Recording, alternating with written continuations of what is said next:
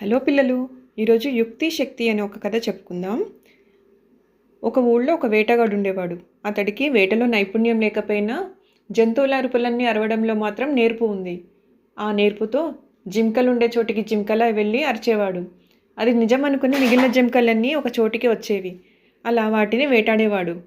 ప్రాణాలు కాపాడుకునేందుకు కూడా అలానే చేసేవాడు.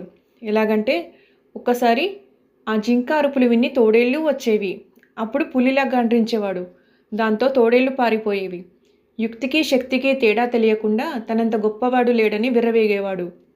ఓ రోజు ఏమైందంటే పొదలో దాక్కుని జింకల అరిచేసరికి తోడేలు అటుగా వచ్చింది. దాన్ని చూసి భయంతో పులిలా గండ్రించాడు. ఆ తోడేలు పారిపోయింది, కానీ మరో పులి అటుగా రాసాగింది. దాన్ని భయపెట్టేందుకు ఎలుగుబంటిలా అరిచాడు. అది విని పులి వెనక్కి వెళ్ళిపోగా మరోవైపు నుంచి 2 ఎలుగుబంట్లు వచ్చాయి. వాటిని భయపెట్టడానికి ఎలా రావాలో తెలియలేదా వేటగాడికి. పారిపోయేలేగా అతడిపైన దాడి చేశాయి అవి. కానీ తప్పించుకునేందుకు యుక్తులు మాత్రమే కాదు, శక్తి కూడా కావాలని అతనికి తెలీదు.